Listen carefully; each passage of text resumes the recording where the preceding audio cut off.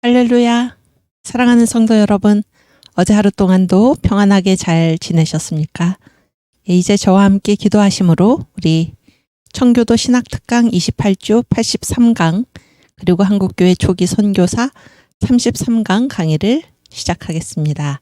함께 기도하시겠습니다. 하나님 아버지 감사합니다. 오늘 밝은 날 저에게 허락하여 주시고 이렇게 주님 앞에 모여 귀한 공부를 할 수 있도록 은혜 베풀어 주신 것 감사합니다. 오늘 하루도 주님 앞에서 공부하고 또 일할 때에 우리 주님께서 따뜻한 햇살을 저희의 삶과 또 저희 마음속에 비추어 주셔서 우리 주님 비추시는 그 생명의 빛 안에서 길 잃지 않고 밝은 눈으로 보며 걸어가는 복된 날 되게 하여 주시옵소서. 오늘도 주님 보내주신 각자의 삶의 자리에서 우리 주님께서 맡기시는 일을 감당하는 사랑하는 우리 청교도 신학특강에 계신 모든 분들 그 삶 속에 우리 주님의 인도하심이 함께하여 주시고 우리 주님 인도하심 따라 안전하고 평안하게 찬송 부르며 주님이 맡기신 일을 잘 감당하는 귀하고 복된 날 되게 하여 주시옵소서. 어떠한 피조물도 그리스도 예수 안에 있는 하나님의 사랑에서 우리를 끊을 수 없는 주님의 사랑의 권능을 힘입게 하여 주시고 오늘도 하늘 보좌 우편에서 우리들 한 사람 한 사람의 이름을 부르시며 간구하시는 우리 주 예수님의 간구의 권능을 힘입게 하여 주시고 우리가 뭐라 기도할 줄 알지 못하는 때에도 말할 수 없는 탄식으로 우리를 위해 중보하시는 성령의 중보의 권능을 힘있게 하여 주시옵소서. 시작하는 시간이 오니 마치는 시간까지 우리 주의 성령께서 이곳에 함께 하심을 믿사옵고 감사오며 예수님의 이름으로 기도하옵나이다. 아멘. 우리 사도신경으로 신앙 고백하겠습니다. 전능하사 천지를 만드신 하나님 아버지를 내가 믿사오며 그 외아들 우리 주 예수 그리스도를 믿사오니 이는 성령으로 잉태하사 동정녀 마리아에게 나시고 본디오 빌라도에게 고난을 받으사 십자가에 못 박혀 죽으시고 장사한 지 4일 만에 죽은 자 가운데서 다시 살아나시며 하늘에 오르사 전능하신 하나님 우편에 앉아 계시다가 저리로서 산 자와 죽은 자를 심판하러 오시리라. 성령을 믿사오며 거룩한 공회와 성도가 서로 교통하는 것과 죄를 사하여 주시는 것과 몸이 다시 사는 것과 영원히 사는 것을 믿사옵나이다. 아멘. 네, 우리 이사야 53장 1절에서 8절 말씀 함께 봉독합니다. 우리 주님의 고난의 종의 노래입니다. 우리의 전한 것을 누가 믿었느뇨? 여호와의 팔이 네게 나타났느뇨?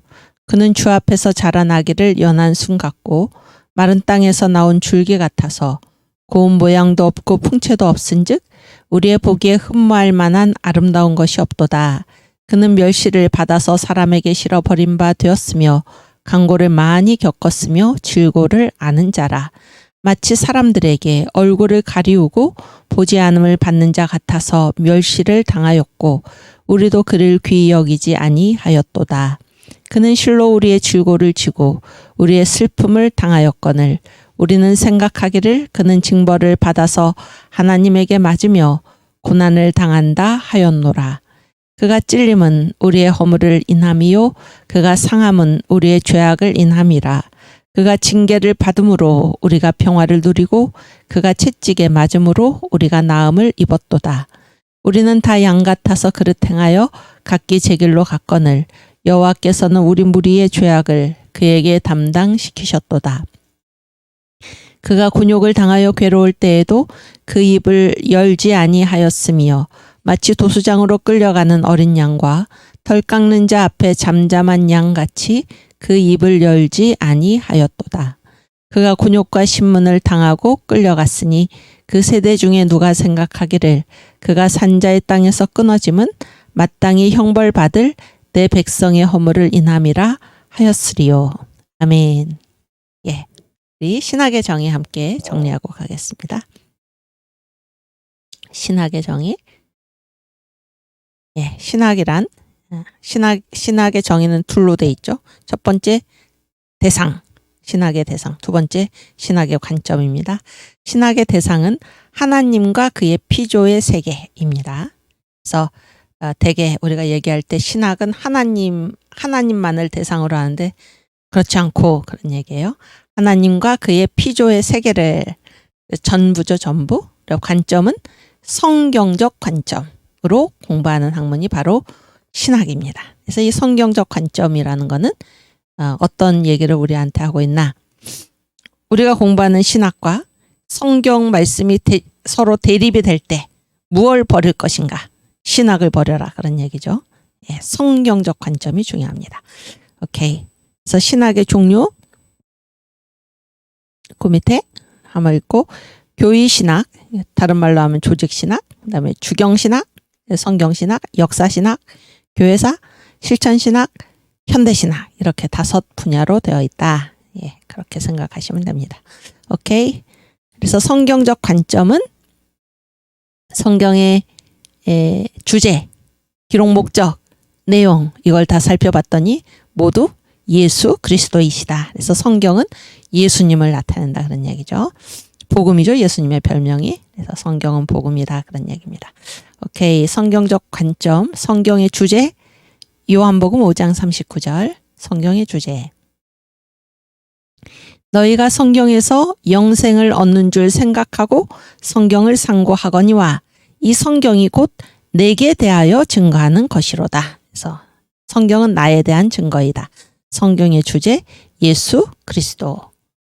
예, 그다음 성경의 기록 목적, 요한복음 20장 31절 말씀.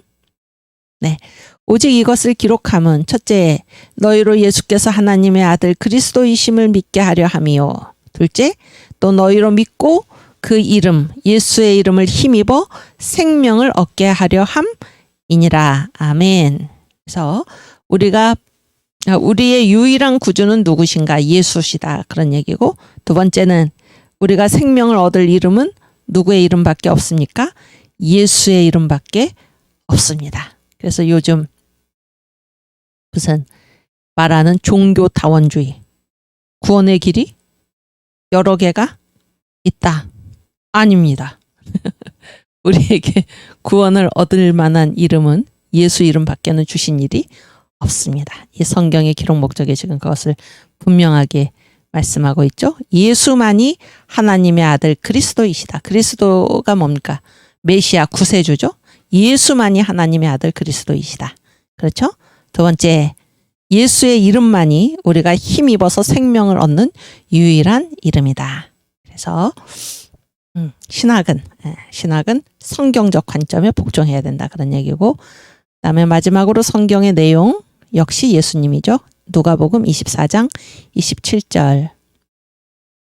이에 모세와 및 모든 선지자의 글로 시작하여 모든 성경에 쓴 바 자기에 관한 것을 자세히 설명하시니라. 아멘. 그래서 모든 성경에 쓴 바, 이게 바로 성경의 내용이죠.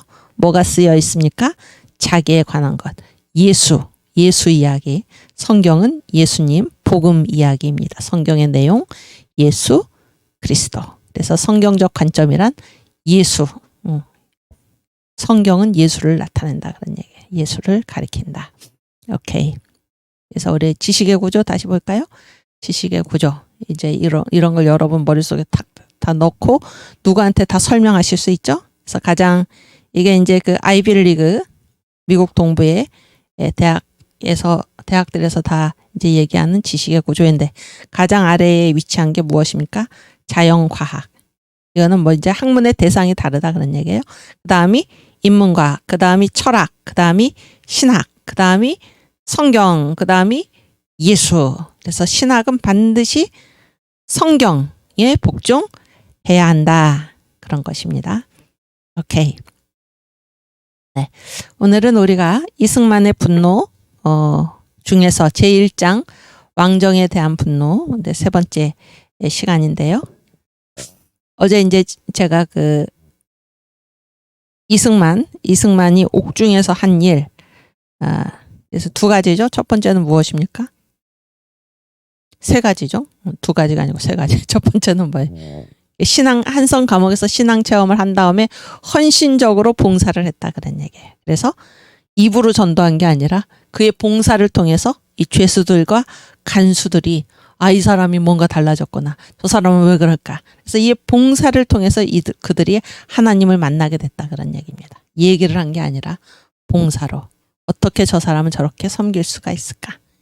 예전에 생각나시죠? 언더우드를 보고 어떻게 저 사람들은 우리 한국 사람들보다 우리를 더 사랑할 수 있을까? 그렇죠?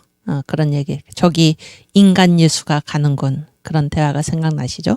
마찬가지로 이승만도 한성 감옥에서 하나님을 만난 다음에 그가 자기 몸을 돌보지 않고 콜레라 전염병이 감옥 안에 돌았을 때 간수들도 하기 싫어하는 꺼려하는 이 죄수들을 돌보고 간호해주고 물을 떠다주고 이런 모습들을 보면서 그런 모습들을 보면서 그의 헌신적인 봉사를 통해서 사람들에게 자기가 하나님을 만난 것을 봉사를 통해서 증거했다. 그러니까 말로 한 게 아니고 봉사를 통해서 이승만이 왜 저렇게 달라졌을까? 하나님을 만났구나 하는 것을 봉사를 통해서 알게 했다. 그런 얘기입니다. 오케이. 두 번째 일은 무엇입니까? 옥중학교를 연 것입니다. 옥중학교. 세 번째가 무엇입니까? 세 번째는 도서관을 마련한 것인데 이제 제가 봤더니 학교가 두 반이 있었습니다. 두 반. 누구 반하고 누구 반이 있었을까요? 한번 생각해 보시겠어요?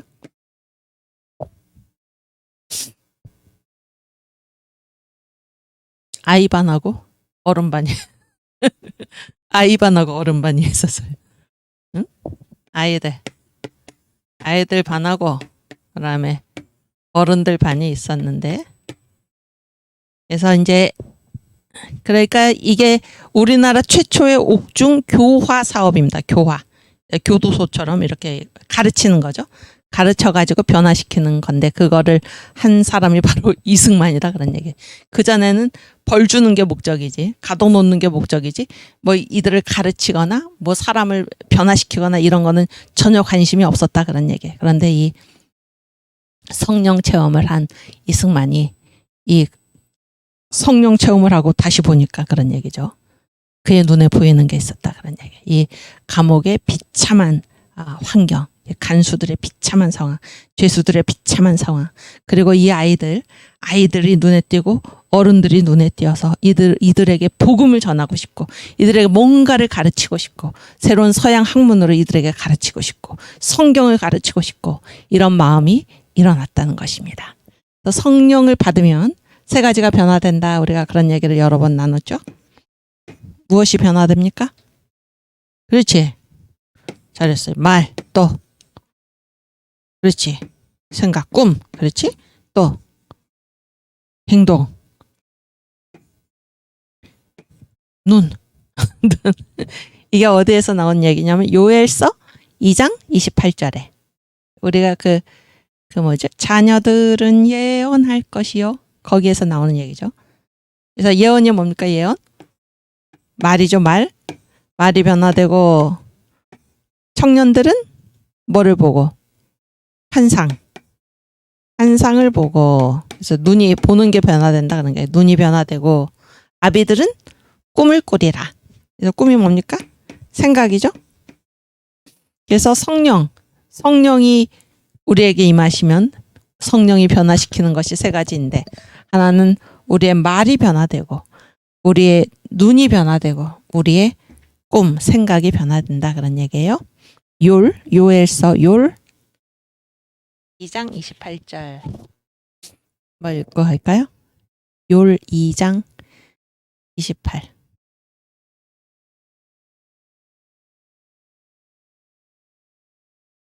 구약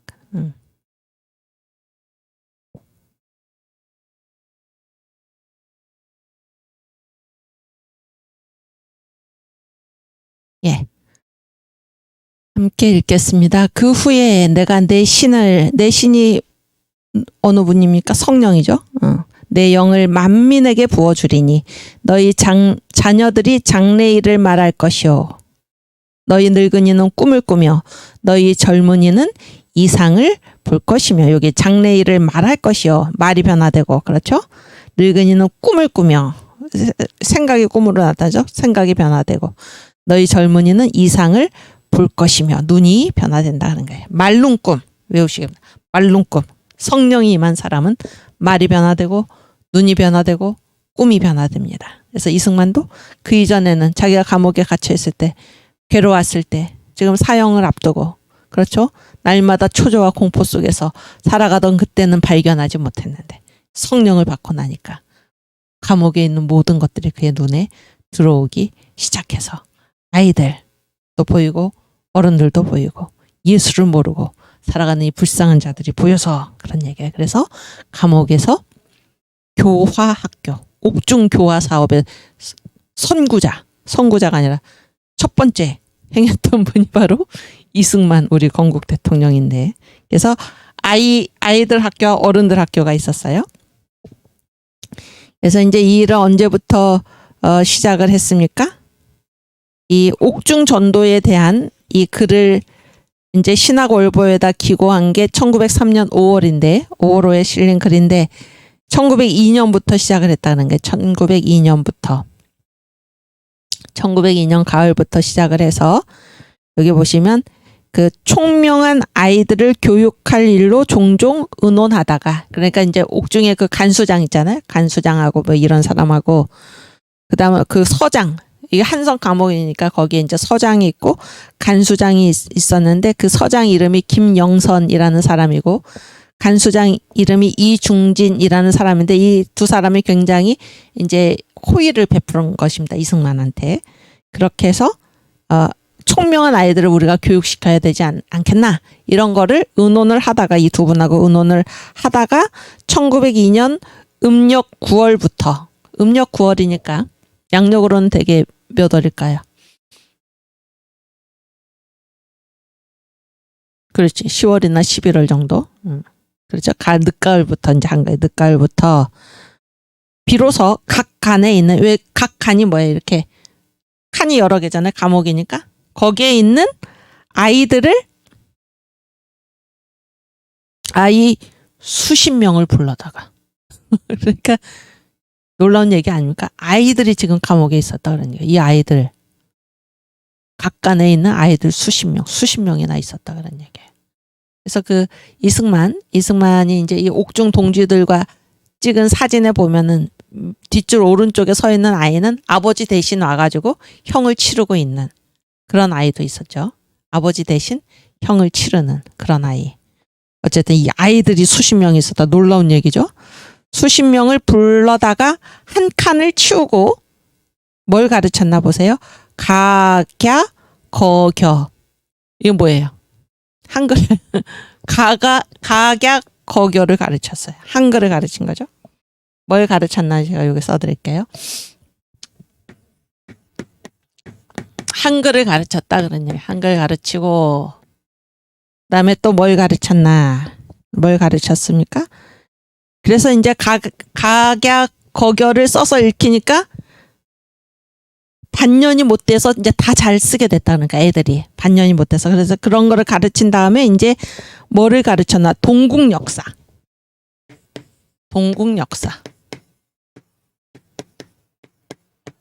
동국 역사가 뭘까요? 우리나라 역사겠죠. 우리나라 역사. 그 다음에 또 뭘 가르쳤습니까? 명심보감. 응? 명심보감. 아이들이 배우는 거죠. 명심보감. 이런 걸 가르치고 또 뭘 가르쳤나요? 그래서 그런 걸 가르쳤더니 보세요. 글자 쓰기와 뜻을 알기가 어려서부터 배운 아이들 못지 않았다 그런 얘기예요. 반년 정도 가르쳤는데 어려서부터 이런 것들을 배운 아이들 못지않게 그 실력이 있었다 그런 얘기예요. 그래서 또 이제 뭐를 또 가르쳤습니까? 영어를 가르치고 영어. 또 뭘 가르쳤습니까? 일어를 가르친 거예요. 일어. 놀랍죠? 영어와 일어를 가르치고 이거는 이제 원하는 사람들한테 가르쳐서 아주 이제 성취가 잘 됐다 그런 얘기고, 그리고 이제 영어와 일어를 가르친 다음에 검증을 해야죠. 여기 우리가 이제 졸업을 앞두고 있는데 여러분들이 아마 긴장하신 것 같은데 긴장하실 거 없습니다. 긴장하실 거 없고. 그리고 뭐 제가 이렇게 들으니까 이렇게 문의하시는 분들이 이제 출석이 잘 됐나 뭐 이렇게 문의하시는 분들이 많다고 그러는데 거기에 이렇게 그 뭐죠? 그 홈페이지에 거기 들어가 보면 자기 정보 거기에 학습한 강좌가 다 확인이 되죠. 그리고 출석이 다 확인이 됩니다. 그래서 거기서 이렇게 확인을 하시면은 마음이 편하실 겁니다. 네. 그래서 이렇게 했을 때 이거를 이제 검증을 해야 되는데 누가 검증을 했나? 외국 교사가 시험하여 보고 대단히 칭찬을 했다. 그러니까 아주 잘 배운 것입니다. 영어 1어도 잘 배우고 또 이제 뭐를 했습니까? 산수의 가감승제가 뭘까요? 여러분? 가는 뭐예요? 더하는 거지. 감은 뭐예요? 빼는 거지. 승은 뭐예요? 곱하는 거지. 제는 나누는 거지. 덧셈, 뺄셈, 곱셈, 나눗셈을 한문으로 가감승제라고 그래. 가감승제. 산수를 가르쳤던 거예요. 덧셈, 뺄셈, 곱셈, 나눗셈을 가르쳤다. 놀라운 얘기 아닙니까? 또 그다음 또 어떤 걸 가르쳤습니까? 지도를 가르치고 지도니까 지도와 각국이니까 세계 지도죠. 우리나라 지도뿐만이 아니라 지도와 각국의 유명한 일과 착한 행실. 그러니까 이제 각 나라의 유명한 이야기, 그다음에 착한 일들 그런 게 다른 나라에도 있겠죠. 그런 것들을 가르쳤다 그런 얘기예요. 그래서 아이들이 그거를 듣고 감동을 받은 흔적이 여러 가지인데 다 말할 수 없다. 그 다음에 또 뭘 가르쳤습니까? 가장 중요하게 또 뭘 가르쳤습니까? 신약을 날마다 공부해서 신약을 날마다 공부하고 또 조석기도가 뭔가요? 조석이 무엇입니까? 조찬은 언제 먹는 거예요? 그렇지, 아침에 석은 아침 말고 석은 언제일까요? 그렇지, 저녁이지. 아침 저녁 기도하는 걸 가르쳤다. 여러분도 아침 저녁에 기도하시죠?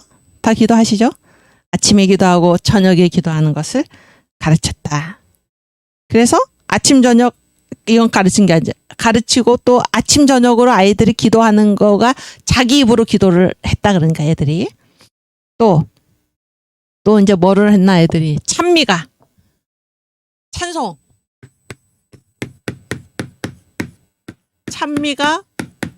4, 5곡은 이제 수시로 할 수 있었다는 거야 아이들이. 찬미가 너댓까지는 매우 들을만하게 하며 그렇게 해서 언어 행동이 변해서 참 사람이 되었고 그런 아이가 여럿이며 어린 마음이 장래에 어떻게 변하는지는 알 수 없으나 지금 믿을 만한 사람은 이 중 몇 아이만한 사람이 많지 못한지라. 그러니까 지금 그 어른들 중에 그런 얘기죠. 지금 어른들 중에 믿을 만한 사람이 없는데 이 아이들이 이제 다 그 행동이 변화돼 가지고 새 사람이 되었다 그런 얘기예요. 대단하지 않습니까? 거겨 한글을 가르치고 이걸 다 이제 알게 되니까 우리나라 역사 가르치고 명심보감 가르치고 영어 1어 가르치고 외국인 교사가 와서 시험을 봤더니 대단히 잘했다 만족을 했고 산술, 덧셈, 뺄셈, 곱셈, 나눗셈도 가르치고 지도하고 각국의 아름다운 이야기, 교훈될 만한 이야기 이런 것들을 가르치고 그 다음에 신약을 날마다 읽히고 아침 저녁으로 자기들이 기도할 수 있을 정도가 되고 그 다음에 찬미가 너댓곡은 아주 잘 불렀다 그러니까 아이들이 그 결과 어떻게 됐습니까? 아이들이 변하여 새 사람 되어서 이 아이들은 어른들 중 믿을 사람이 없는데 이 아이들이 오히려 더 그렇게 됐다 그런 얘기예요. 이것이 이승만이 감옥에서 한 일입니다. 한 일 중에 하나. 옥중 교화 학교 아이들 대상으로 수십 명의 아이들을 데려다가 이렇게 했다. 귀한 일이죠. 그냥 놔뒀으면 어떻게 됐겠습니까? 그 아이들이. 그냥 놔뒀으면. 여러분, 우리 중에도 그런 일이 있지 않습니까? 우리 바로 옆에 우리의 손길을 바라는, 우리가 복음을 증거하기를 간절히 기다리는 그러한 사람들이 있지 않습니까? 근데 모른 척하고 아무 일도 안 하고 그래서 그대로 지옥 백성이 되도록 두는 것은 임무방기 아닙니까? 성령 받은 이승만의 눈에 이 아이들이 보인 것입니다. 아이들이. 그래서 감옥에 있는 수십 명의 아이들을 모아다가 이제 한 칸에서 학교를 마련하고 이렇게 가르친 것입니다. 보세요. 놀랍지 않습니까? 그래서 이 세계의식이 띄고 그런 얘기죠. 지력, 공부할 수 있는 힘이 생기고 외국어도 배우고 놀라운 얘기죠. 놀라운 얘기. 그 다음에 또 아이들을 가르쳤더니 이제 어떤 일이 생겼나. 배우기를 원하는 어른들이 생겼다. 그러니까 어른들. 그래서 이 어른들이 여럿이었기 때문에 또 한 칸을 딱 치워가지고 좌우로 나누어서 자, 어른들이 공부한 거를 보겠습니다. 이 어른들은 뭔 공부를 했나? 영어와 지리와 문법을 공부했어요. 영어와 지리와 문법. 어른들은 영어, 지리, 문법. 근데 이 어른들은 어떤 어른들인가? 이 어른들은 다 전에 한문하고 외국 언어를 연습한 선비들이다. 그래서 이때 이승만하고 갇혀 있었던 사람들 중에 고관들이 많았어요. 고관들. 그러니까 그 독립협회 일을 하다가 이 나라를 어떻게든 잘 이렇게 살려보려다가 붙들려온 정치범들이죠. 소위 말해서 정치범들.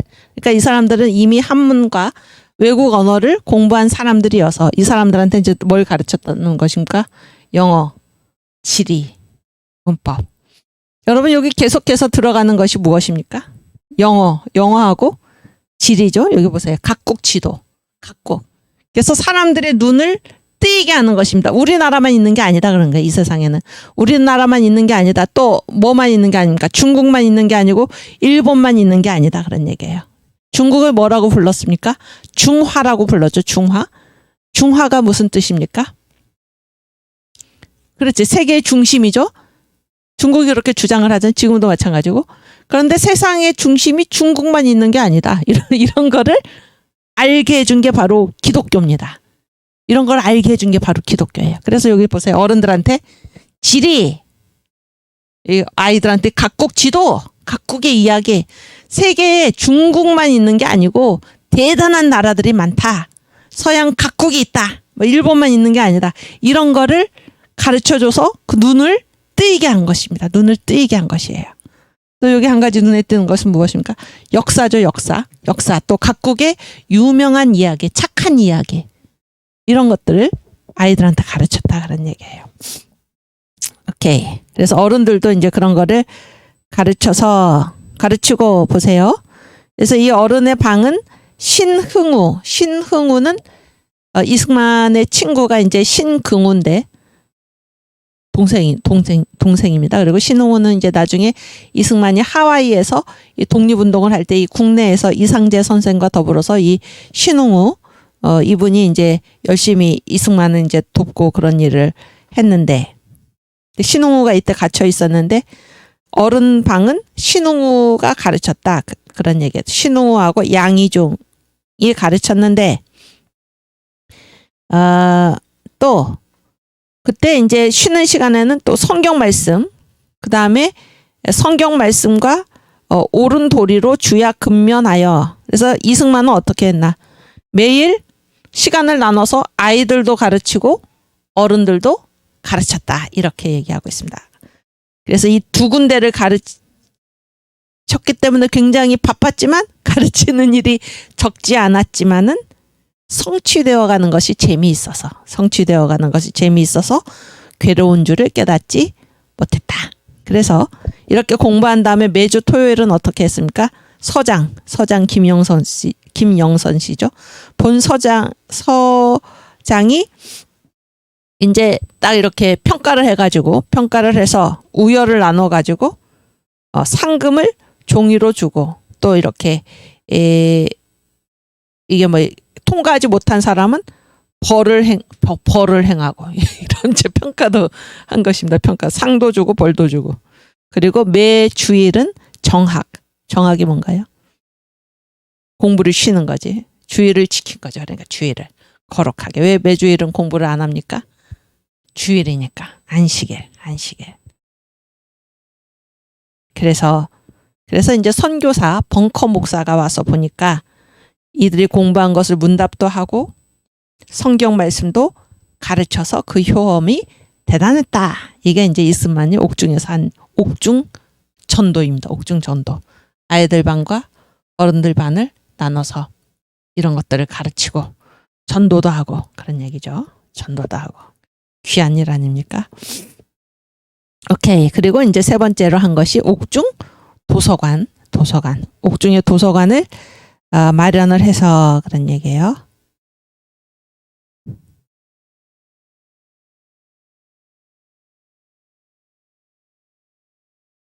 여기 보시면 그 한성 감옥에서 신앙 체험을 한 다음에 이제 콜레라가 감옥에 돌았을 때 이제 이승만이 어떻게 했나 헌신적으로 간호를 하고 다 돌봤다 그런 얘기잖아요. 여기 그 얘기가 나오는데 작년 가을에 그러니까 1902년 가을입니다. 1902 옥중학교를 마련했을 그때 작년 가을에 호열자 콜레라죠. 호열자가 옥중에 먼저 들어와 4-5일 되는 시간 동안에 60명이 자기 눈앞에서 끌려 나갔다 그런 거예요.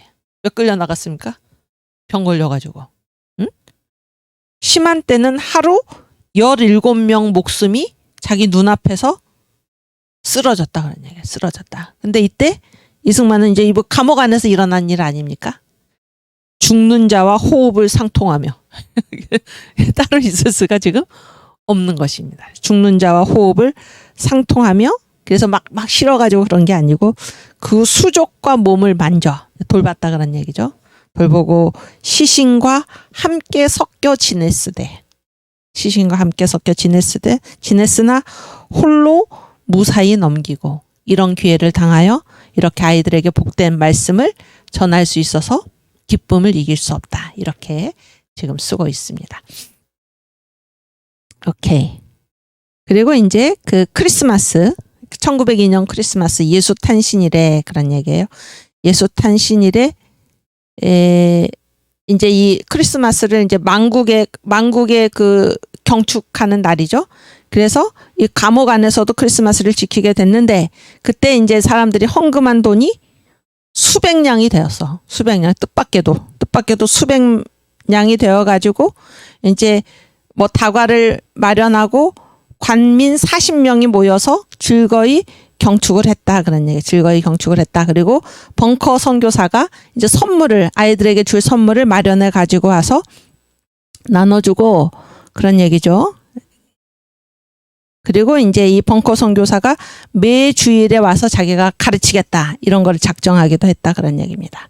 그리고 이때 서적실을 실시하여 감옥 도서관을 이때 만든 것입니다. 이때 만들어서 여기 보면 성서공회에서 기꺼이 찬조하여 50원을 내고 그렇죠. 50원으로 이제 보조를 허락하고 400냥 돈을 들여 책장을 만들고 각 처에 청구하여 서책을 모으니 누구도 보냈나 일본과 상해에 있는 외국 교사들이 듣고 서책을 보낸 자 무수한지라. 네. 이게 멈춰 있나요? 정민 영자. 아니 나오는데 멈춰 있어서. 오케이. 그래서 어제 말씀드렸지만 지금 이제 그 크리스마스 그때부터 시작을 했는데 이 옥중 도서관을 1903년 5월호에 이 글을 실을 때 현재 책이 몇 권 있나 250권 250권 이상이 있는데 그 책이 영어로 돼 있거나 한글로 돼 있거나 한문으로 된 책이 이 정도다 그런 얘기예요. 그리고 처음 15일 동안 이 감옥 도서관이 마련되고 처음 15일 동안 책을 본 사람이 몇 명인가 268명이 책을 봤어요. 첫 15일 동안 268명이 책을 빌려다 봤다. 놀라운 얘기 아닙니까, 여러분? 감옥 안에 누가 이런 것을 생각이나 했겠습니까? 268명이 옥중 도서관에서 책을 빌려다 봤다. 그러니까 15일 동안에. 그리고 지난달, 그러니까 1903년 5월에 이 글을 쓰고 있으니까 뭐 4월이나 3월 정도죠. 한 달 동안에 몇 명이 책을 빌려다 봤나? 한 달 동안 249명이 책을 빌려다 봤다. 그런 얘기예요. 그래서 이런 놀라운 일들을 이제 이 한성 감옥에서 신앙 체험을 한 이승만이 했다. 그런 얘기입니다. 오케이. 오늘은 이제 어제에 이어서 그 독립정신, 우리가 이제 독립정신의 가장 뒷부분은 이제 결론이 뭔가 하면은 독립주의의 기묘한 조목, 그래서 6대 실천 강령이 있었다 그런 얘기죠. 그런 걸 어제 우리가 이제 제목을 다 같이 봤죠. 제목을 다 같이 보고 그다음에 그 결론으로 무엇입니까? 이 모든 것을 하려면은 뭐가 돼야 되나? 이 기독교로서 나라의 근본을 삼지 않으면은 이 6대 실천 강령을 아무리 한다고 해도 다 무효다라는 것을 우리가 읽었지요. 네, 그래서 거기 결론에 우리 다 같이 천국에 가서 만납시다. 그런 말을 이제 써놓고 계신데, 새 예루살렘 우리 찬송 같이 부르고 가겠습니다. 223장.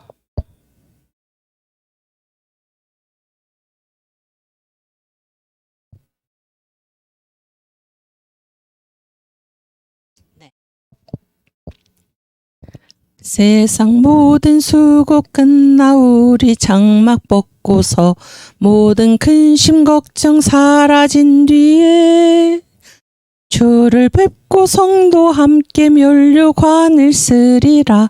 새 예루살렘에서 성도들이 함께 올 때 기뻐 노래하리라.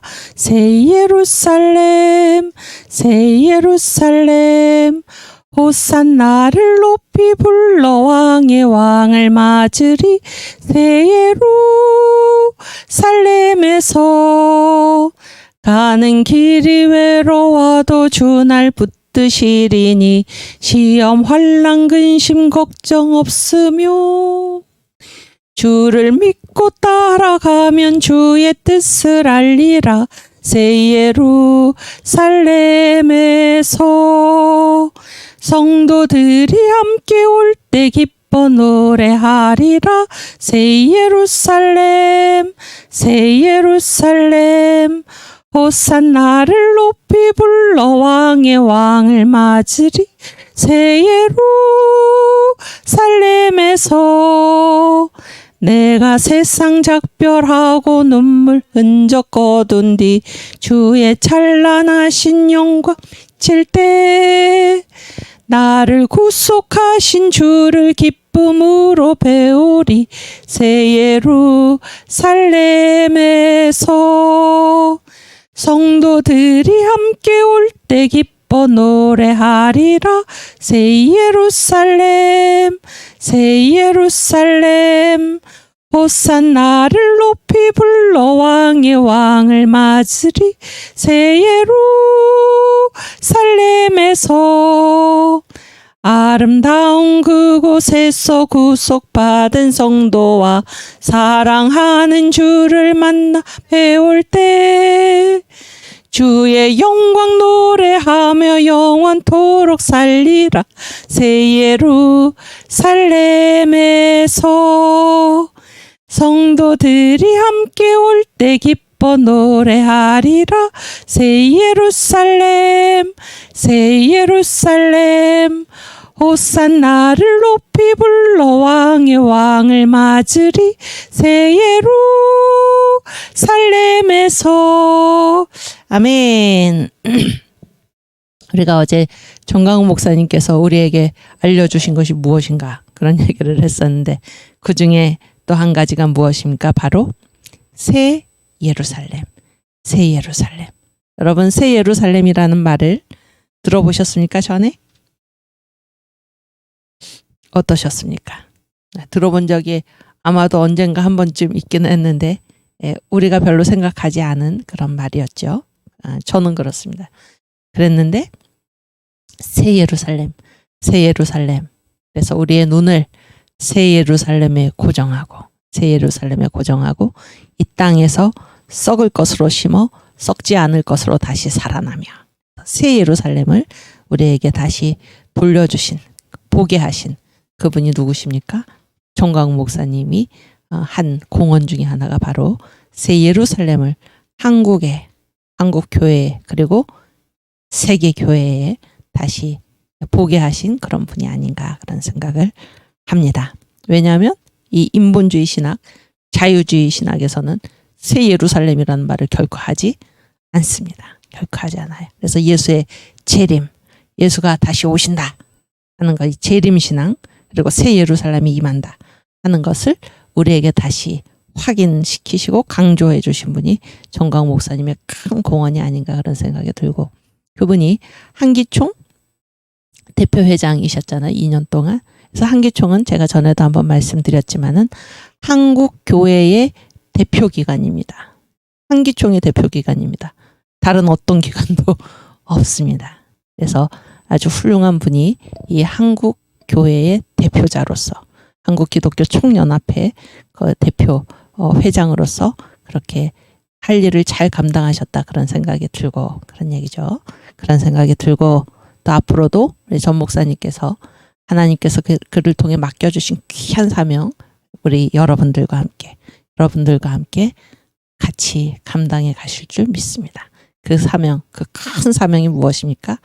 예수한국 복음 통일을 이루어서 선교한국의 사명을 감당하는 것이죠. 감당하는 것. 오케이.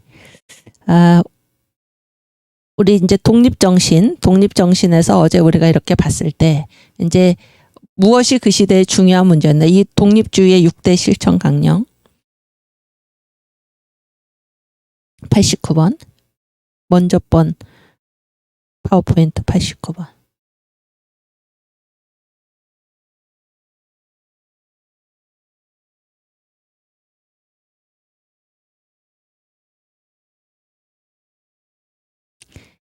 예, 그래서 우리가 방금 부른 이 새 예루살렘 찬양을 여러분도 날마다 부르시기 바랍니다. 그래서 우리의 눈이 새 예루살렘에서 떨어지지 않도록, 우리의 눈이 새 예루살렘에서 떨어지는 순간 우리는 이 중간 목표에 우리의 눈을 두고 허망하게 살아갈 수밖에 없습니다. 우리의 눈을 새 예루살렘, 주님 부르시는 새 예루살렘에 고정하고 살아갈 수 있기를 바랍니다.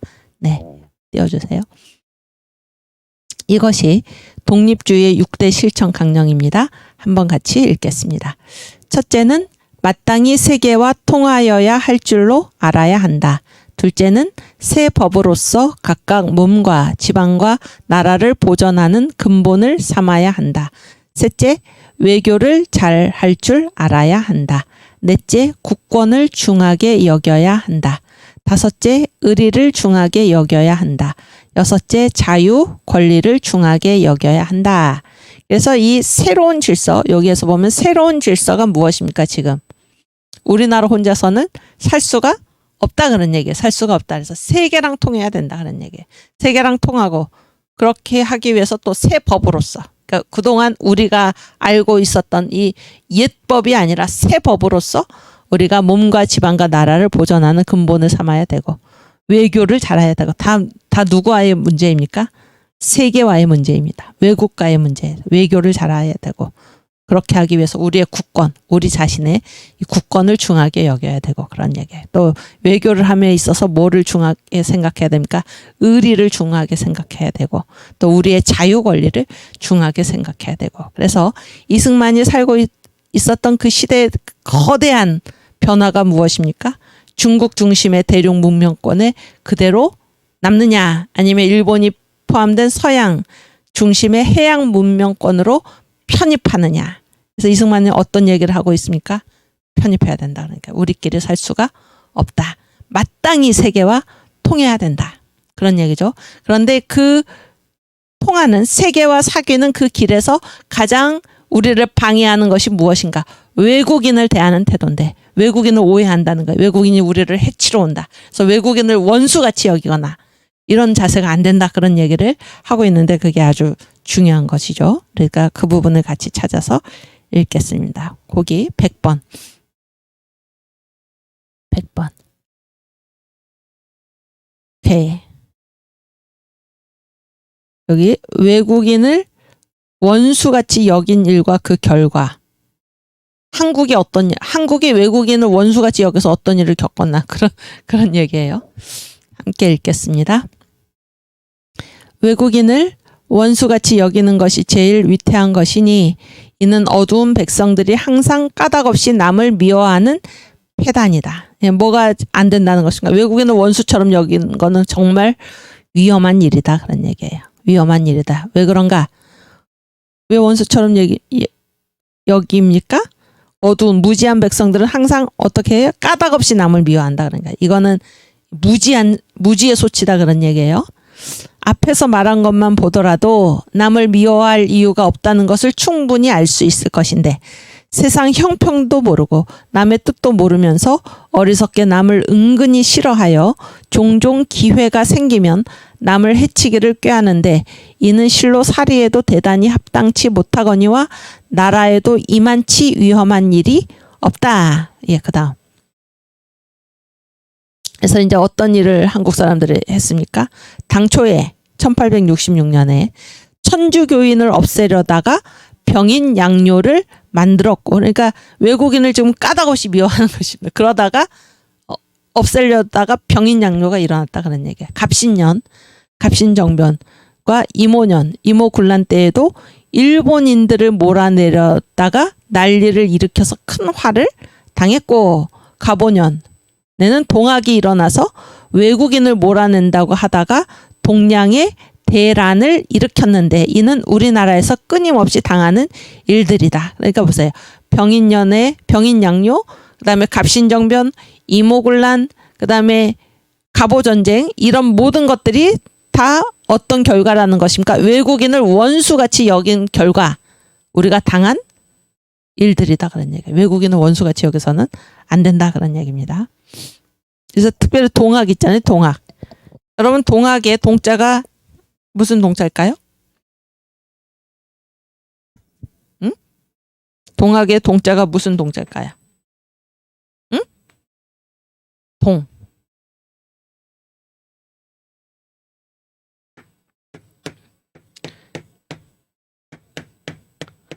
동량할 때 동자죠. 동량. 그러면은 뭐가 싫다고 일어난 운동이 동학이겠습니까? 이게 동쪽이 중요하다 그런 얘기지. 그러면은 뭐를 반대하는 거예요? 동양의 반대가 어디에? 서양. 그래서 서양에서 들어온 이 종교 기독교를 뭐라고 불렀습니까? 이게 동학이면 이건 뭐예요? 무슨 학이에요, 이거는? 서학. 그래서 동학이라는 말은 우리는 서학에 반대한다 그런 얘기예요. 서양에 반대한다. 우리끼리 살자. 이게 바로 동학입니다. 동학. 그러다가 이 난리를 겪었다 그런 얘기예요. 그 동학봉기죠. 그것 때문에 어떻게 됐습니까? 청나라 끌어들이고 이 동학을 진압해달라. 일본 끌어들이고 그런 일들을 지금 겪었다 그런 얘기예요.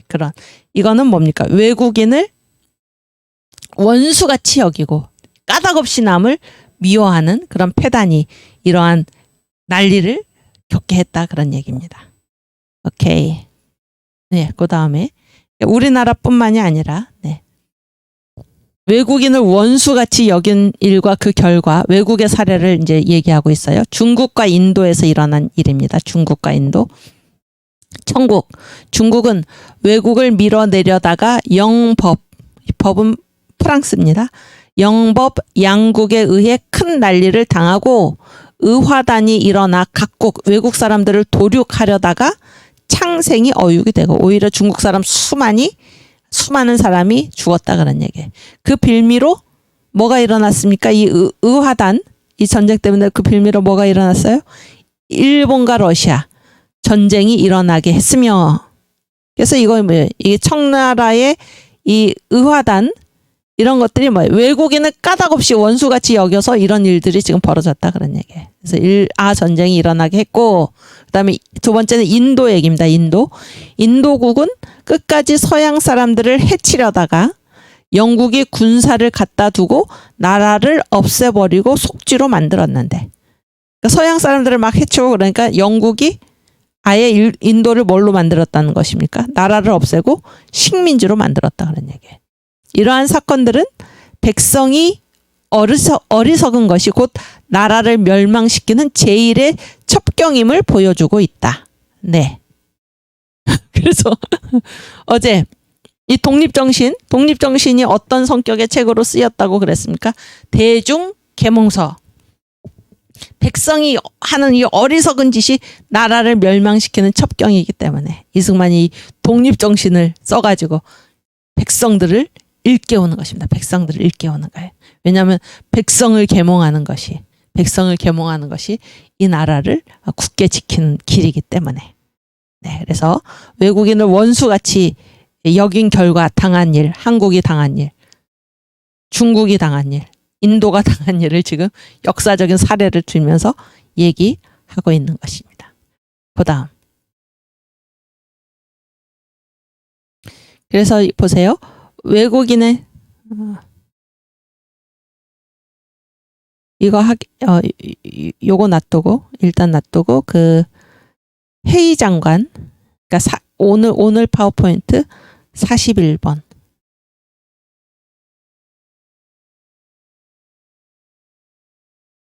네. 그래서 이제 그 이승만이 감옥에서 나와가지고 미국의 특사로 보내지죠. 미국에. 그래서 뭐를 기억하라는 것입니까? 1882년에 한국과 미국이 맺은 수호 통상조약을 기억해서 한국을 도와달라. 그렇게 해서 이제 이승만이 이 정부의 특사로 가잖아요. 미국에. 그랬을 때 가서 누구를 만났냐면 해이 장관, 국방장관이죠. 그 당시에 해이 장관을 만났어요. 그런데 이 해이 장관이 이승만한테 이제 한 얘기 중에 반기독교 운동을 일으켜서는 안 된다. 그런 얘기를 했다는 것입니다. 그 얘기를 잠깐 보겠습니다. 그러니까 지금 우리가 어떤 글을 읽고 있었냐면 외국인은 원수같이 여기고 까닭없이 미워하는 건 어리석은 짓이다 하는 것을 우리가 읽고 있었잖아요. 그런데 이 해이 장관이 바로 그런 얘기를 하는데 여기에서 그 아까 읽은 중국 의화단 얘기가 나옵니다. 의화단 얘기. 함께 읽겠습니다.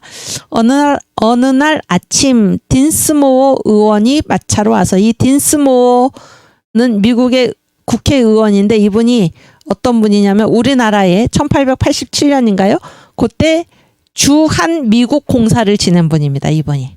아시겠죠? 그러니까 그때도 한국을 굉장히 친한, 한국의 아주 그 좋은 태도를 가지고 일을 하셨던 그분이에요. 그런데 그분을 만난 것입니다. 이승만이 이 정부 특사로 가가지고. 그래서 딘스모 의원이 마차로 와서 그와 나는 국무성으로 가서 국무장관과 참으로 재미있는 면담을 반시간 남짓 가졌다. 이 국무장관의 이름이 헤이입니다. 헤이.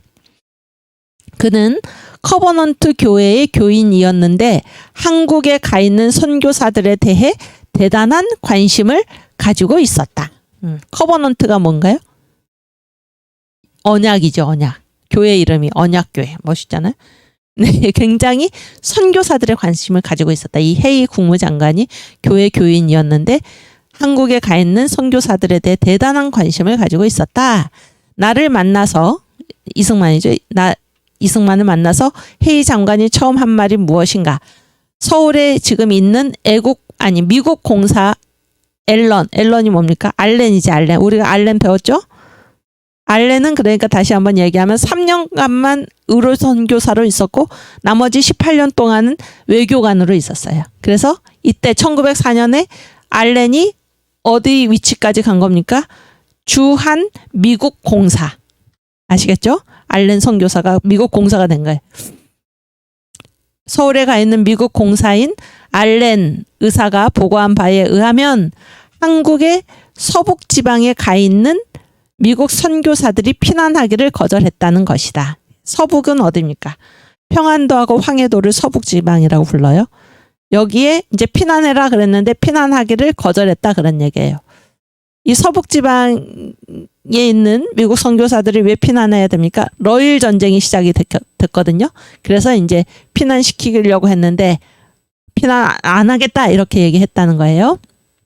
즉 러일 전쟁이 시작되자 미 국무성은 위험 지역에 있는 미국 시민들을 피난시키기 위해 해군 함정을 평양에 파송을 했어요.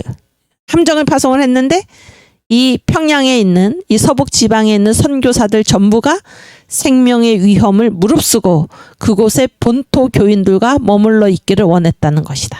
대단하지 않습니까? 러일 전쟁이 일어나서 미 국무성에서 함정을 보내가지고 이 선교사들을 안전하게 피난시키려고 했더니 미국 선교사들이 뭐라는 것입니까? 우리는 생명의 위험을 무릅쓰고 이 한국의 교인들과 함께 머물러 있겠다 이렇게 얘기했다는 거예요. 아시겠죠? 그러면서 그는 한국의 기독교인들은 미국 선교사들을 사랑하는 모양이라고 했다. 그래서 왜 미국 선교사들이 안 나오려고 했을까? 그거는 한국의 교인들이 선교사를 굉장히 사랑하기 때문이 아닌가 이렇게 생각했다는 거예요. 그러면서 나에게 경고하는 말이 한국 사람들이 반기독교 운동을 시작하지 않는 한 문제가 없을 것이라고 했다. 물론 그는 중국 1900년에 있었던 의화단 사건을 두고 하는 말이었는데 아까 우리 의화단 읽었죠? 의화단이 뭐 외국 사람들을 다 죽이려고 했다는 거죠. 반기독교 운동의 의화단이. 근데 중국과 같은 일이 한국에는 지금 없다 그런 얘기잖아요. 그래서 헤이 국무장관이 한국 사람들은 굉장히 미국 선교사들을 사랑하는 모양이다. 중국과 다르다 그런 얘기예요. 의화단은 기독교 선교사들에게 반대하고 일어났던 것이다. 외국인들, 특별히 또 기독교 선교사들을 반대하고 일어난 게 중국의 의화단이었고 이것 때문에 러일 전쟁이 일어났다 그런 얘기죠. 그래서 나는 한국이 문을 열고 서방 국가들과 교제를 시작한 후부터 한국에서는 반기독교 또는 반외국인 행동의 이유로 선교사가 고난을 당한 일은 한 번도 없다고 말했다. 이승만이 이제 증언을 한 거죠. 한국은 그렇지 않다 그런 얘기예요. 한국에서는 반기독교, 반외국인 행동 때문에 선교사가 고난당한 일은 한 번도 없다. 이렇게 이제 말을 했다는 것입니다. 우리는 대담을 끝마치면서 나는 이승만이죠. 우리 한국 사람들이 장관님께 부탁하고 싶은 말씀이 있는데 즉 당신께서 중국을 위해 하신 것 같이 한국을 위해서도 하여 주십사 하는 것입니다. 라고 했다. 물론 나는 그의 중국에 대한 문호 개방 정책을 가리켜 말한 것이었는데 그는 내가 한 말에 퍽 만족을 느끼는 듯 했다. 또는 기쁨을 느끼는 듯 했다. 그리고 그는 딘스모어 의원이 있는 그 자리에서 나에게 나는 미국 정부를 대표해서 그리고 나 개인의 자격으로 언제든지 기회가 생길 때마다 우리의 조약에 의한 의무를 수행하기 위해 모든 힘을 다할 것입니다. 라고 했다. 그래서 진실로 그렇게 말을 한 거죠. 그래서 우리의 조약이 무엇입니까? 1882년에 한국과 미국 사이에 맺은 한미수호 통상조약에 서로 지켜주고 외국인이 막 우리 조약의 상대국을 침범할 때 서로 지켜주고 그런 얘기죠.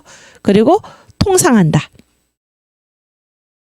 그래서 나는 우리 미국 정부와 그리고 나 개인도 언제든지 그 조약을 충실하게 이행하겠다 이런 약속을 했던 것입니다. 그런데 안타깝게도 이 헤이 장관이 죽었어요. 얼마 그 후에 그 해에 그리고 나서 어떻게 됐습니까?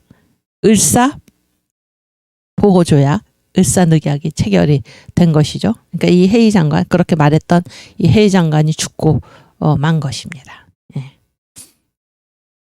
그래서 여기 의화단 얘기가 나오죠. 그래서 의화단은 기독교 선교사들을 다 죽이려고 했고 이거는 외국인을 까닭없이 미워한 그런 사례 중에 하나다. 아까 의화단 얘기가 나왔기 때문에 제가 지금 읽었습니다. 네, 우리 읽던 거 계속 읽겠습니다. 네. 그래서 그 외국인에 대한 태도를 얘기를 하면서 이승만은 야만과 문명인의 차이가 어디에 있나? 이거는 외국인에 대한 태도에서 결정된다 그런 얘기를 하고 있어요. 하물며 그 근본을 생각해 보면 사해가 뭐예요? 온 세계죠. 온 세계가 다 한 형제이다. 우리나라에 와 있는 저 외국인들은 교화가 충분히 되고 잘 배웠다 그런 얘기예요. 잘 가르침을 받았다. 또 지식에 발달하여 세상 사람을 다 같이 대접하기 때문에 다 똑같이 대접을 한다. 그러니까 외국인들은 얼굴 생김새가 다르고 언어가 생소한 인물이 그 나라에 들어가면 외국에 가면 그런 얘기죠. 빈부 귀천을 돌아보지 않고 다 타국 손님이라고 하여 특별히 보호하고 대접을 해준다. 여기 보세요. 그러니까 다른 사람 외국인에 대한 태도가 이 문명 개화한 외국인들은 뭐 다 자기처럼 여기는 거예요. 자기처럼 똑같이 외국 사람들을 똑같이 대접을 하는데 그런 얘기죠. 야만인들은 뭐예요? 외국인들 누구처럼 여기는 거예요. 자기 수준으로 여겨서 외국인들을 까닭없이 미워하고 죽인다 그런 얘기입니다. 그래서 외국인을 어떻게 대하는가가 야만과 문명인을 나누는 기준이 된다. 이런 얘기를 하고 있는 것입니다. 오케이. 그러나 흑인, 야만 같은 인종들은 이상한 인물을 보면 곧 잡아 죽이거나 저희가 피하여 도망을 가는데 이것이 곧 야만과 문명인의 차이이다. 네, 그 다음. 그래서 보세요. 그래서 외국인들이 우리나라에 와서 하는 행동을 보면은 아, 외국인들이 우리나라를 문명국으로 여기고 있구나라는 것을 알 수 있다 그런 얘기예요. 그래서 저 서양 사람들이 만약 우리를 야만 토종같이 본다면 우리 내지에 들어오는 자들은 응당 자신들을 보호할 준비를 갖추고 마치 호랑이나 이리의 굴 속으로 들어가는 것처럼 어렵게 생각하겠지만 그렇지 않았다.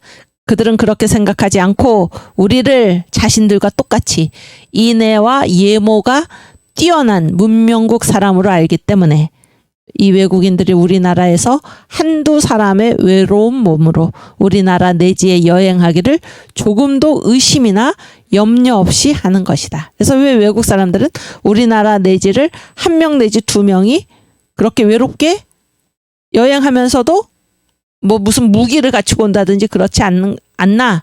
왜 그런가요? 우리를 자기들과 똑같이 문명국으로 생각하기 때문이라는 거예요. 문명국. 문명국의 특징이 무엇입니까? 인애. 인애가 뭡니까?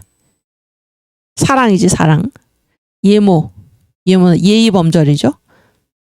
네, 이게 문명국 사람인데 우리나라를 문명국으로 여기기 때문에 우리나라 내지를 혼자 홀몸으로 여행하면서도 편안하게 생각한다. 그런 얘기입니다. 오케이, 그 다음. 그래서 이 외국인들, 우리나라를 문명국으로 생각하는 외국인들 중에 가장 대표적인 사람이 누구인가? 바로 선교사들이다. 그런 얘기예요. 선교사들. 그 얘기입니다. 그뿐만 아니라 영국과 미국의 도덕 높은 남녀, 이거 한마디로 얘기하면 신사숙녀죠. 영국과 미국의 신사숙녀들이 자기의 좋은 나라를 버리고 부모 처자를 떠나서 재물을 허비해 가면서 자기 돈 쓰는 거죠. 바다를 건너고 산을 넘어 우리나라에 들어와서는 외로이 내지에 흩어져서 통하지도 않는 말과 낯선 풍속을 배우고 익혀가면서 모든 고초와 곤란을 겪고 흉과 욕을 얻어먹어 가면서 평생을 일하는데 그들의 본래 뜻은 다만 자기들이 좋은 줄로 믿는 도를 그것을 모르는 사람들에게 전하여 같이 좋게 되기를 원하는 것뿐이다. 아멘. 이거 보세요.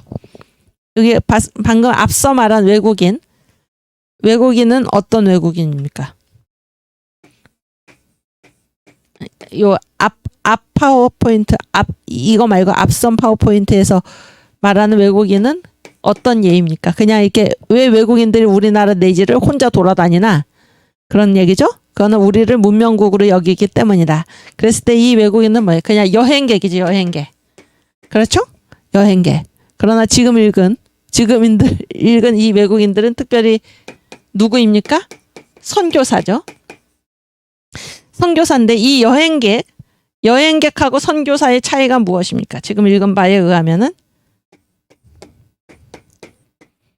얘는 이게 놀러 온 거잖아요. 그런데 우리나라를 문명국으로 생각하기 때문에 무기를 갖추지도 않고 그냥 편안하게 이렇게 돌아다닐 수 있다 그런 얘기죠. 그래서 놀러 온 거는 자기의 이제 어떤 흥미나 이런 것 때문에 온 거잖아요. 그러나 선교사들은 자세가 다르다는 거예요. 선교사들은 선교사들은 왜 왔습니까? 자기가 알고 있는 좋은 것, 그 믿는 도를 자기만 좋아서는 안 되기 때문에 이거를 우리한테도 전해가지고 같이 좋게 되자고 우리나라를 찾아온 것이다. 그러니까 부모 처자를 다 버리고 자기 나라 좋은 자기 나라를 다 버리고 재물을 써가면서 재물을 허비해가면서 산 설고 무 썰은 땅 설고 물이 설은 이곳에 언어도 통하지도 않고 그리고 전도하다가 온갖 흉과 욕을 얻어먹어 가면서도 마다하지 않고 모든 고초와 곤란을 겪고 사도 바울이 생각나죠. 응? 고린도후서에 자기가 겪은 일도 사도 바울의 자서전 사도 바울의 자서전이요 고린도후서 그런 일들을 겪어가면서 평생을 일하는데 평생 여기에서 뼈를 묻는 거죠. 그렇게 하는 이유가 무엇입니까? 이 여행가들은 그냥 한국에 놀러 온 거잖아요. 목적 없이 아니 뭐 그냥 쉬러 온 거죠. 자기 그 목적이 자기 자신한테 있는데 선교사들은 그렇지 않다 그런 거예요. 자기가 믿고 있는 그 좋은 도를 누구에게 전해줘서 같이 좋게 되자 한국인들에게 그 도를 전해줘서 같이 좋게 되기를 원하는 것뿐이다. 그래서 이 선교사들을 이제 이승만이 지금 이렇게 얘기하고 있다는 거예요. 선교사들. 그래서 이 외국인 우리나라를 문명국으로 될 뿐만이 아니라 우리에게 복음을 전하기 위해서 모든 것을 다 버리고 평생을 여기서 바친 그 선교사들의 유일한 이유가 무엇인가 소망이 무엇인가 자기가 들은 복음을 우리에게도 전해줘서 자기가 좋았던 것처럼 같이 한국인들도 같이 전혀 알지도 못하는 이 사람들을 찾아와서 이렇게 하는 이유는 복음을 이들에게도 전해줘서 함께 좋게 되기를 바라는 마음뿐이다. 감동적인 얘기 아닙니까 여러분? 오케이 그 다음 장면 오케이 그래서 이제 이들이 한 일이 뭐가 있나 혹 이 선교사들이 한 일입니다. 혹 병원을 설립하여 각종 병자들을 무료로 고쳐주며 혹은 학교를 설립하여 학문과 교화를 각처에서 교육하며 이 교화 아까 얘기했죠. 가르쳐서 이렇게 변화시키는 거죠. 혹은 고아원을 설립하여 의지할 데 없는 아이들을 기르고 가르치며 혹은 고맹원을 설립하여 소경과 벙어리들을 모아다가 교육하며 그 외에 여러 가지 인내하고 자비한 사업들을 행하는데 사람들이 만약 그들의 착한 뜻을 알게 된다면 실로 감동하지 않을 수 없을 것이다. 이들이 왜 그렇게 하나? 복음 때문에 그렇게 한다. 복음 때문에 오로지 복음 전해서 왜 복음 전하나? 자기가 복음을 들었는데 너무 좋아가지고 이걸 자기 혼자 알고 있을 수가 없어서 멀리 한국까지 언어도 모르고 친척도 없고 부모 형제도 없고 자기 좋은 땅 다 버리고 고국도 다 버리고 이곳까지 찾아와서 일을 하는 그들의 착한 뜻을 한다면 누가 감동하지 않겠는가 그런 얘기. 그래서 이 모든 것의 가장 기본적인 태도는 무엇입니까? 우리나라를 어떻게 여겼다는 거야. 자기들과 똑같이 문명국으로 여겨서 우리를 까닭없이 미워하거나 원수처럼 대하는 그런 야만의 태도가 아니라 그런 얘기죠. 그래서 우리를 돕기 위해서 오신 분들이 특별히 누군가 선교사들이다 그런 얘기예요. 또 선교사들이 어떻게 선교를 했나? 남녀를 불문하고 남자는 그렇다 치더라도 여자까지도 그런 얘기. 여자까지도. 비록 난리 중이거나 위태함을 생각하지 않고 우리가 금방 봤죠? 러일 전쟁이 일어났을 때 미국 공사가 미국에서 뭐를 보냈어? 해군 함정을 보내가지고 피해라. 우리 안 피하겠다 그런 얘기. 난리 중이거나 위태함을 생각하지 않았다 그런 얘기. 그 증거가 지금 나타나잖아요. 한두 사람씩 내지에 따로 가서 살기도 하며 한국에 내지에 따로 가서 살기도 하며 혹은 깊숙한 내지에 홀로 여행하기도 하는데 저 외국인들은 우리를 이렇듯 좋은 뜻으로 대접하거늘 그런 뜻을 모르고 도리어 그들을 해치려고 한다면 이는 우리가 스스로 문명인으로서의 대접을 받지 않으려고 하는 것이니 이 어찌 수치스럽지 않겠는가. 그러므로 사람마다 외국인을 싫어하는 마음을 깨뜨려 없애야 할 것이다. 네. 몇 번인가요, 이게? 몇 번인가요? 아니, 그 번호, 금방 그 번호가. 금방 읽은 것 번호가. 107번? 오케이, 다 읽었네요. 네. 그래서, 다시 한번 얘기하지만, 이 독립주의의 6대 실천 강령, 거기에 이제 전체적으로 하나의 공통된 것이 무엇입니까? 우리는 혼자 살 수 없고 세계와 마땅히 통하여야 되고 그러기 위해서는 외교를 잘해야 되고 그런 얘기죠. 그런 얘기를 쭉 하면서 그래서 중요한 게 무엇입니까? 외국인을 어떻게 볼 것인가? 외국인은 어떻게 대할 것인가? 그래서 외국인이 우리한테 오는 거는 우리를 해치려는 것이 아니고 서로 도움이 되고자 오는 것이다.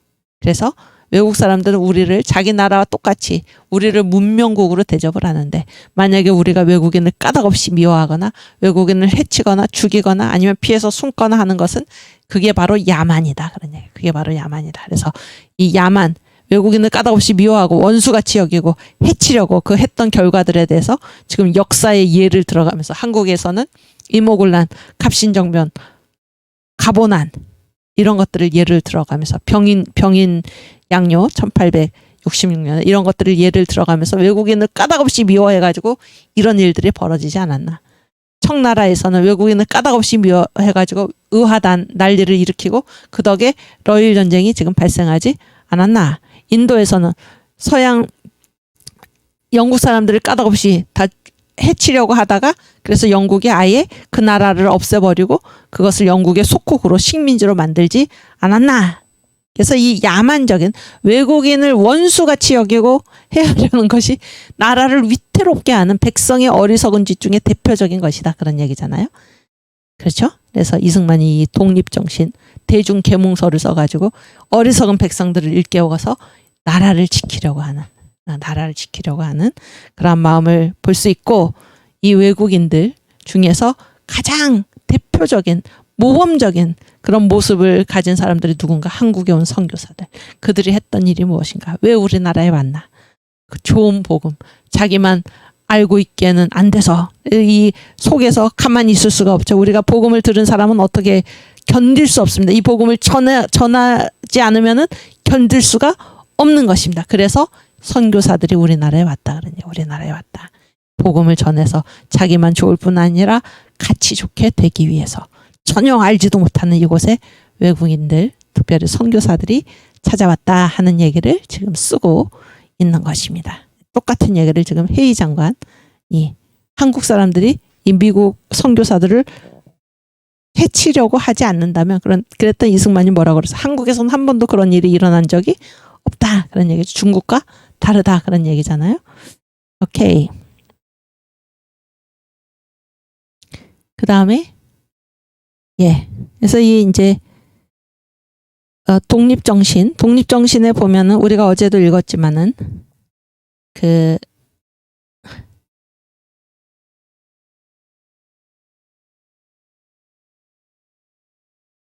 39번인가요? 39번.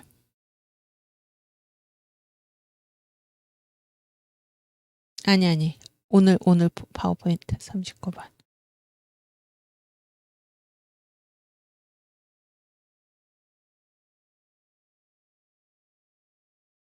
오케이, 그 앞에 38번.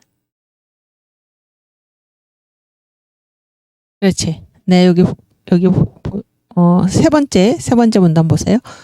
그러니까 두 번째부터 읽겠습니다. 독립정신을 넉 달 만에 탈거한다.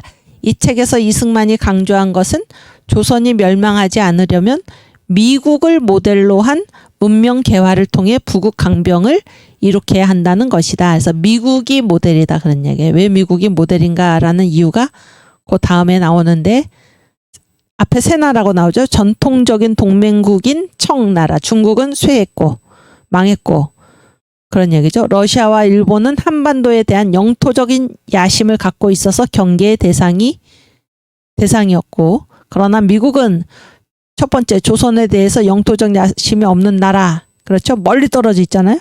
그리고 두 번째는 무엇입니까?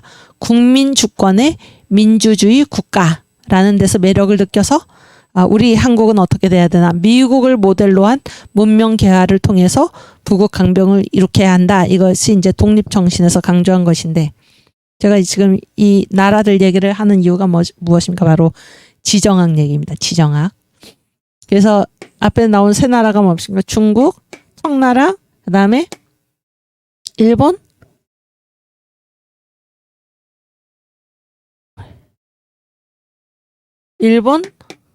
러시아잖아요. 중국은 망했고 일본과 러시아는 한국에 대한 영토적 야심을 가지고 있다. 그래서 경계 대상이다. 그러나 전혀 다른 한 나라가 있으니 그 나라가 어디입니까? 미국. 미국은 첫째 영토적 야심이 없고, 둘째 미국은 훌륭하다. 그러니까 국민한테 주권이 있는 민주주의 국가다. 그래서 우리가 미국을 모델로 해서 문명 개화를 하고 부국 강병을 이루어야 한다. 이렇게 얘기를 하고 있는 것입니다. 그래서 이 지정학 얘기를 우리가 좀 살펴보겠는데, 이전 파워포인트 32번.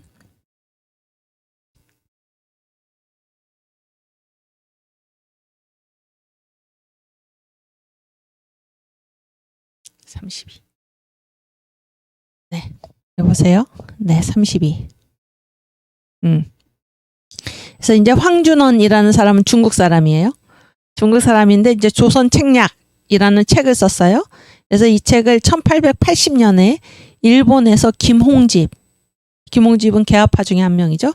김홍집한테 이제 건네줬습니다. 이 책을. 그래서 한국에 이제 자기가 이렇게 조언을 하는 거죠. 조선 책략이 뭐예요? 조선의 그 책략이죠. 조선의 책략. 그래서 지금 세계적으로 문제가 되는 것이 무엇입니까? 러시아의 남하 정책입니다. 그래서 러시아를 막는 길이 어디에 있나? 이 황준원이라는 중국 사람이 생각하기에 중국과 친하고 일본과 연결하고 미국과는 연합해서 자강을 도모하면은 러시아를 막을 수 있다. 이런 말을 지금 조선 책략에서 하는데, 여기에 나라가 그대로 나오죠? 어느 나라가 나옵니까? 일단 러시아는 막아야 된다. 그러니까 황준원이 생각하기에 러시아를 막는 길은 중국과 친하고 일본과 연결하고 미국과 연합한다. 그래서 이 러시아가, 황준원이 보기에 지금 러시아의 이 남하 정책이 세계적인 문제다. 그런 얘기예요. 이거는 미국이나 영국도 다 인정하고 있는 문제였습니다. 그래서 러일 전쟁에서 미국이나 영국이 이 일본 편을 든 거는 러시아가 이 남하 정책을 하면서 굉장히 못되게 굴었습니다. 그 당시에. 이 러시아는 아직 공산 국가가 되기 전의 러시아입니다. 제정 러시아가 이 남하 정책을 하면서 완전히 못되게 굴었고, 제가 이제 그거를 어디선가 봤는데 그 부분을 찾지 못해서 그냥 왔는데, 독립정신 어디에 쓰여 있었던 것 같은데, 이제 이 러시아가 지금 이렇게 남쪽으로 내려가고 우리나라에 온 것입니다. 러시아가 이때 러일 전쟁 당시에. 그랬을 때 이렇게 저 서북 지역 거기에서 이 러시아 러시아 병사들이 한국의 아주머니 하나를 붙들고 막 4명이서 막 돌아가면서 입을 맞추는 이런 야만스러운 일을 대놓고 벌였다 그런 얘기예요. 그러니까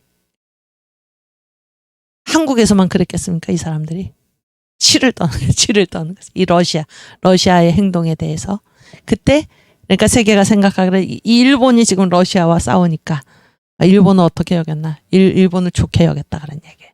그런데 이제 이승만이 이 독립 정신에서 그 후에 쓴 글에 의하면 일본의 정책이 달라졌다 이렇게 씁니다. 일본의 정책이 달라졌다. 그래서 일본이 처음에는 소박하게 러시아의 남진을 막고, 그래서 이 남진을 막는 길에 중국과 한국과 연결해가지고 세 나라가 힘을 합쳐서 러시아의 남진을 막자고 한국도 설득하고 중국도 설득을 했는데 안 됐다 그런 얘기예요. 중국은 뭐 겉으로는 그렇다고 대답을 하고 속으로는 딴 마음을 품고 그런 얘기예요. 그리고 한국은 누구 눈치를 보느라고, 중국 눈치를 보느라고 적극적으로 나서지 않으니까 일단 일본이 일으킨 게 뭔가 청일전쟁으로 중국을 부수고 그런 얘기예요.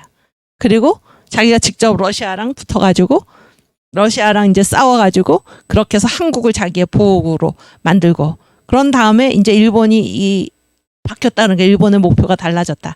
그래서 이승만 대통령은 일찌감치 이 일본이 미국을 침략할 것이다라는 것을 얘기를 했어요. 근데 이 얘기를 제가 이제 우리가 한번 읽은 적이 있는지 없는지 모르지만은 이 Japan Inside Out. 그런데 그 책이 이제 1941년 8월인가요? 그때 쓰셨잖아요. 8월인가 6월에 쓰셨고 11월에 이제 일본이 그 진주만을 공격을 했잖아요. 그런데 이 배제학당에 다니시면서 이제 일본 사람들이 쓴 책을 본 거예요. 일본 사람들이 어떤 책을 썼냐면 2권을 썼는데 2권인지 이 둘이 하나에 같이 있는지 모르지만은 일아 전쟁 미래기. 그러니까 일은 일본이고 아는 어딜까요?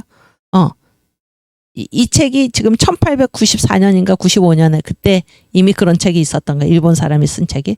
하나는 일아 전쟁 미래기. 미래기니까 그러니까 앞으로 전쟁 벌이겠다 그런 얘기지. 또 하나는 일미 전쟁 미래기. 그런 책을 일본이 이미 썼다는 거예요. 그런 책을. 일미 전쟁 미래기가 뭐예요? 앞으로 일본이 미국을 침략하겠다 그런 얘기예요.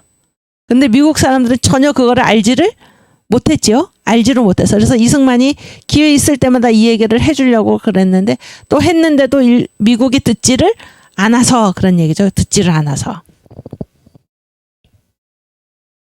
그러니까 지금 얘기의 포인트는 뭔가 일본이 처음에는 그런 마음으로 중국을 설득하고 한국을 설득해가지고 같이 해가지고 이 러시아의 남진을 막아보자 이런 자세가 처음에는 있었는데 한국을 집어삼킨 다음에 집어삼키기 전에도 일본의 태도가 바뀌었다는 거예요. 태도가 바뀌어가지고 한국을 완전히 식민지로 삼고 이게 중국으로 쳐들어 만주사변 중일전쟁 다 일으키잖아요. 그래서 중국을 다 먹고 그 다음에 어디로 갑니까? 미국을 침략을 하는 이런 것들. 그래서 이게 뭔가 일본의 태도가 바뀌었다. 그런 걸로 지금 얘기를 하고 있고 그거를 이때부터 벌써 미국을 침략할 것이다라는 것을 벌써 알고 있었던 것입니다. 예. 인사이드 아웃이죠. 인사이드 아웃. 네. 그래서 이제 이게 지정학인데 한국의 지정학. 황준원이라는 사람, 중국 사람이 보기에는 러시아가 문제다 그런 얘기예요. 그래서 한국이 중국과 친하게 지내고 일본과 연결이 되고 미국과 연합해서 러시아의 남진을 막아야 된다. 이게 지정학에서 지금 하는 얘기다 그런 얘기예요. 지리가 중요하다는 게 지리. 그리고 그래서 38선의 지정학. 이게 38선 지금 38선이 있잖아요. 우리나라에. 38선이 지정학 우리가 몇 번 봤지만 이때부터 얘기된 거다 그러니까 그 해방 됐을 때 뭐 소련은 38선 이북까지 진주를 하고 미군이 38선 이남에 진주를 한다. 그런 얘기가 아니다. 그런 얘기. 언제부터 있었나? 벌써 이때부터 38선 얘기가 있었다. 그런 얘기예요. 그거를 다시 한번 보고 가겠습니다. 첫 번째 파워포인트 18번. 네, 지금 거기 18번. 네, 여기 보세요. 38선의 지정학, 38선은 기구한 그러나 오랜 역사를 가지고 있다. 그래서 이거를 제가 저희 선생님 민경배 교수님 제 스승이신데 제가 이제 이거를 이렇게 좀 여쭤봤더니 선생님이 아예 이 내용을 저한테 이제 보내주셨습니다. 감사하게. 그래서 제가 이걸 이제 표로 이렇게 정리를 한 건데 잘 보세요. 1896년에 벌써 38선 얘기가 됐다 그런 얘기예요. 그리고 38선 얘기를 처음하고 지속적으로 한 그 사람들이 누군가 러시아하고 일본입니다. 러시아하고 일본. 아시겠죠? 그래서 1896년 6월 9일에 이때는 고종이 아관 파천 그래가지고 러시아 공사관에 가 있던 때 우리나라 조정이. 그러니까 뭐 일본으로서는 굉장히 지금 마음이 조마조마한 거죠. 한국이 완전히 러시아에 이제 붙어가지고 일을 할까봐. 그런 상황에서 이제 38선을 얘기를 한 건데 보세요. 러시아 외상은 외교부 장관 그런 거죠. 라바노프하고 일본 군벌의 수장인 야마가타 아리토모가 노일 협약. 그러니까 러시아와 일본 사이에 협약을 맺은 거예요. 그래서 38선을 나눈 거예요. 자기들이. 그래서 무슨 일이 있으면 러시아는 어디까지만 온다. 38선 북쪽까지만. 왜냐하면 러시아가 저 북쪽에 있으니까. 그렇죠? 일본은 어디까지만 간다. 38선 아래쪽까지만. 이게 바로 노일 협약인데 이게 무슨 1945년 얘기가 아니고 1896년 이때부터 있었다는 게 그게 바로 지금 지정학 얘기입니다. 지정학 얘기. 한국을 그렇게 하기로 했다 그런 게 자기들끼리.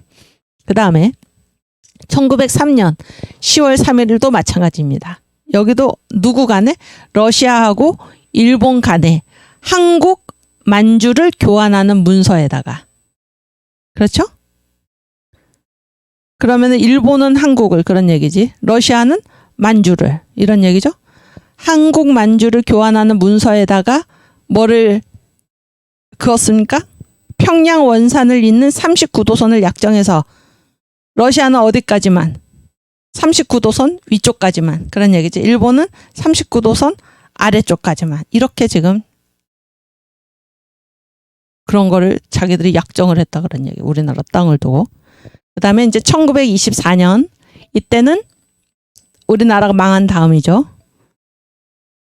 이때 이제 일본 중의원 마츠야마 쯔네지로라는 사람이 조선 참정권 문제에서 대륙에서의 한반도 문제를 다루면서 38선 얘기를 또 한 것입니다. 그 다음에 1945년 8월 2일에 포츠담 회담에서 미국과 소련의 한국 진주 분계선으로 38선을 확정했다. 여기에 그 이승만의 분노에 정강 목사님께서 쓰신 부분에 보면 소련은 이미 7월 달에 평양에 들어와 있었어요. 7월 달에. 아시겠어요? 그러니까 이 38선 얘기, 그러니까 38선은 소련한테 굉장히 익숙한 것입니다. 그 역사가 언제부터입니까? 1896년부터 일본하고 그런 얘기를 한 거예요. 그래서 소련은 이미 38선 이북에 평양에 그때 진주에 있었고 그랬을 때 이제 미군이 어떻게 되니까 소련군이 완전히 한국을 다 먹어버리면 안 되잖아요. 그래가지고 한국 진주 분계선으로 38선을 확정을 했고 그랬을 때 그때 평양에 갈 때 경로가 어떻게 됐냐면은 38선에서 보면은 평양이 38선 위쪽입니까 아래쪽입니까? 38선에서 봤을 때 평양이 38선 위에 있습니까 아래에 있습니까? 위에 있잖아요. 그러면 보세요. 소련이 지금 평양으로 왔다는 거 저희 보여주세요. 소련이 평양이 여기거든요. 소련이 평양으로 왔어요. 여기가 이제 38선이고 소련이 평양으로 왔으면은 어떻게 해야 돼? 소련이 이 위쪽에 있잖아요. 어디서 와야 돼? 이렇게 와야지. 위에서부터 와야지. 7월에 이제 평양에 온 거예요. 소련이 이미 우리가 해방되기도 전에. 그런데 어떻게 온지 아십니까? 소련이 38선으로 와서 올라간 거예요. 평양으로. 그러니까 38선은 항상 이 소련의 머릿속에 있는 것입니다. 1896년부터. 38선. 그 방향이 중요하다는 거예요. 38선까지 왔다가 평양으로 올라간 것입니다. 만약에 이때 미국에 그러한 제재가 없었으면 어떻게 되는가? 한국 전체를, 한반도 전체를 소련이 장악을 하는 것이죠. 장악을 하는 거예요. 네, 이게 다시 이 표. 1945년 8월 2일 포츠담 회담에서 미군과 소련군의 한국 진주 분계선으로 38선이 확정되었고 그래서 이게 다 소련이 이 38선은 아주 오래된 얘기다 그런 얘기예요. 그래서 38선에서 평양으로 올라간 것이 그걸 보여준다 그런 얘기입니다. 1945년 8월 15일에 미군과 소련군의 진주 경계선이 되었고 그래서 미군이 들어온 날짜는 언제입니까? 9월 9일인가 그렇죠. 45년 9월 9일. 그러나 소련군은 벌써 7월부터 평양에 가 있었는데 어디서 올라갔나? 38선에서 올라갔다. 이런 얘기입니다. 그리고 1953년 7월 27일에 휴전선이 그어지는데 이 38선에 연해가지고 있다 가지고 이제 휴전선이 구획이 되었다 그런 얘기예요. 네, 그래서 이 38선의 지정학 2표는 참 놀라운 건데 이거를 우리 웅지 자매께서 이 장면 요것만 좀 올려주세요. 여러분이 알고 계시고 많은 사람들한테 알려주시기 바랍니다. 그래서 계속해서 미국하고 뭐 일본도 욕을 해야 되니까 미국을 욕하면서 카스라테프트 밀약만 계속 얘기하고 있는데 그게 문제가 아니에요. 카스라테프트 밀약이 문제가 아니고 이미 1896년에 일본은 러시아하고 이 한국을 38선 이남과 이북으로 나누는 생각을 미리 했다 그런 얘기예요. 이미 1905년에 가서 그 일본과 미국 사이의 카스라테프트 밀약이 그게 문제가 아니다 그런 얘기입니다. 이런 것들이 가르쳐지지 않았죠. 역사에서 한 번도 가르쳐지지 않았고 우리가 모르고 있었죠. 누가 이런 일을 했을까요? 소련이 뭡니까? 러시아가 결국 공산주의 국가가 되지 않았습니까? 얘기를 안 하는 것입니다. 가리는 것이에요. 북한, 그 왜 6.25 남침을 했을 때 누가 그 모든 군비를 누가 다 주었습니까? 소련이. 얘기 안 하죠? 누가 도왔습니까? 중공이. 일사후퇴 때. 그래서 중공이 아니었으면 우리나라가 이미 통일되고도 남았을 것입니다. 그때 중공이 개입되지 않았으면. 그런 얘기를 하지 않는 것입니다. 하지 않고 계속 미국에 일본 사이에 가스라테프트 조약만 계속 얘기를 하는 이러한 것을 이제 우리가 배우고 왔는데 이 역사, 이런 38선의 지정학 이런 것들을 여러분께서 반드시 아시고 또 많이 알리시기 바랍니다. 오케이. 시간이 되었으므로 우리 주기도문하고 마치겠습니다. 하늘에 계신 우리 아버지여 이름이 거룩히 여김을 받으시오며 나라 임하옵시며 뜻이 하늘에서 이룬 것 같이 땅에서도 이루어지이다.